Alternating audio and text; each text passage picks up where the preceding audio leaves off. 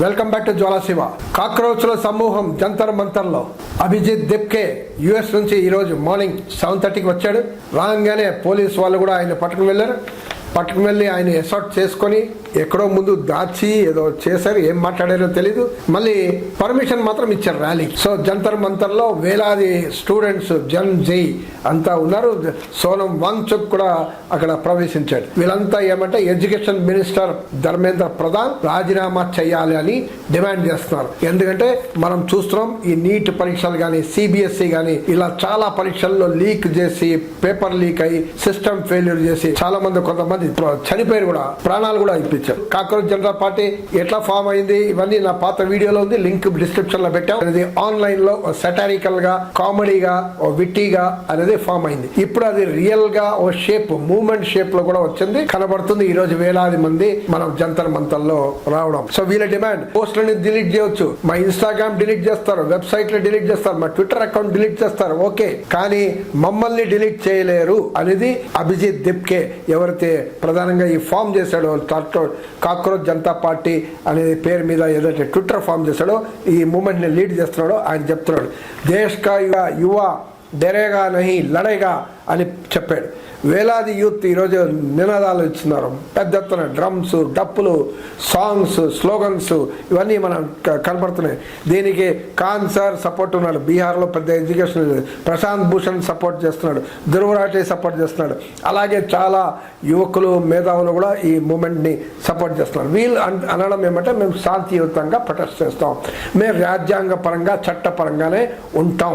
ఏంటి ఈ ప్రొటెస్ట్లకు కారణం ఏమంటే ఎందుకు ఈ యువ జన్జీ కోపంలో ఉన్నారు అంటే చాలా సమస్యలు ఉన్నాయి. నిరుద్యోగం, ఫెసిలిటీస్ లేదు, అసలు ఫ్యూచర్ లేదు, అన్సర్టనిటీ ఆఫ్ ఇండియా, ధరలు, ఇవన్నీ ఈ బ్యాక్గ్రౌండ్లో కష్టపడి ప్రిపేర్ చేసి స్ట్రెస్, యాంగ్జైటీ అవన్నీ అయి చూస్తే ఎగ్జామ్ రాస్తే ఆ ఫ్యూచర్ ఓ సిస్టమ్ పొలిటికల్ ఫెయిల్యూర్, సిస్టమ్ ఫెయిల్యూర్తోనే మొత్తం హైజాక్ అయిపోతుంది వాళ్ళ ఫ్యూచర్. మన నీట్ పరీక్షలు చూసాం, national eligibility entrance test, medical students all India paper leak. ఒకసారి 10 సంవత్సరాల్లో 5 సార్లు పేపర్ లీక్. 3rd జనవరి రాసిన ఎగ్జామ్ మొత్తం పేపర్ లీక్ వల్ల మళ్ళీ క్యాన్సిల్ అయింది. ఇప్పుడు June 21 అని పెడుతున్నారు. అంటే చాలా కష్టపడి ప్రిపేర్ చేసి ఒక మొత్తంలో రాసిన తర్వాత మళ్ళీ ప్రిపేర్ అవ్వడం అంటే ఇది అనేది ఆ జోషు, మూడ్ అనేది పోతుంది స్టూడెంట్స్లో. ఏమంటే ఈ కోచింగ్ సెంటర్లు ఏదైతే ఈ లీక్కి కారణమైన సెంటర్లు వాళ్ళపైన ఎవరు ఇప్పటి వరకు బయట రాలేదు, ఒక్కరిని కూడా అరెస్ట్ చేయలేదు, అఫీషియల్స్ అరెస్ట్ కాలేదు, ఎవరు రిజైన్ చేయలేదు ఇప్పటి వరకు. అంటే రిపీటెడ్గా జరుగుతున్నప్పుడు ఎందుకు కాదు? మొన్న సిబిఎస్ఈ కూడా మనం చూస్తున్నాం. సిబిఎస్ఈ క్లాస్ 12 సిబిఎస్ఈ ఎవాల్యుయేషన్ చేస్తే 18 లక్షల స్టూడెంట్స్ 98 lakh ఆన్సర్ బుక్లెట్స్ ఇచ్చారు. ఇస్తే నార్మల్గా ఏంటి ఇంతకుముందు ట్రెడిషన్గా టీచర్స్ అనేది దాన్ని ఎవాల్యుయేట్ చేస్తారు, కానీ ఇక్కడ టీచర్స్ కాకుండా ఆన్లైన్ చేస్తాం, ఆన్లైన్ స్క్రీనింగ్ డిజిటల్ దీంట్లో చేస్తాం అని పేరు చెప్పి వాళ్ళందరికీ చాలామంది బాగా రాసిన వాళ్ళకి తక్కువ మార్కులు రావడం అనేది పెద్ద నిరాశ అయిపోయింది. చాలా హై స్కోరింగ్ వాళ్ళు కూడా తక్కువయ్యారు, కొంతమంది బాగా రాసిన వాళ్ళు ఫెయిల్ అయ్యారు. ఇవన్నీ మనం చూస్తున్నాం. ఒకసారి జరిగిందా అంటే లేదు. ఎవరికి ఇచ్చారు ఈ కంపెనీ? కోఎంట్ ఎడు టెక్ అని ఒక కంపెనీకి ఇచ్చారు ఈ స్కానింగ్ చేసి రిజల్ట్ ఇమ్మని. అది యాక్చువల్లీ ఆ కంపెనీ ఒరిజినల్ కంపెనీ గ్లోబరైనా టెక్. ఆ గ్లోబరైనా టెక్ ఇంతకుముందు ఇలాంటిదే ఫెయిల్యూర్ అయితే అది దాన్ని అసలు బ్లాక్ లిస్ట్ చేశారు. బ్లాక్ లిస్ట్ చేస్తే ఆ కంపెనీ పేరుని మార్చి కోఎంట్ ఎడు టెక్ అనే పేరు మీద వచ్చి మళ్ళీ కండక్ట్ చేశారు. మళ్ళీ పేపర్ లీక్, మళ్ళీ ఎవాల్యుయేషన్ ప్రాబ్లమ్స్ ఇవన్నీ. అంటే పేరు మారిస్తే వాళ్ళకే ఇస్తారా కాంట్రాక్ట్? ఎంత దారుణం అంటే యూపీలో చూస్తున్నాం మనం. వరుసగా చూస్తే యూపీలో చాలా పోలీస్ ఎగ్జామినేషన్స్ చాలా ప్రాబ్లమ్ లీక్ అయ్యి చాలా ప్రాబ్లమ్స్ వచ్చాయి.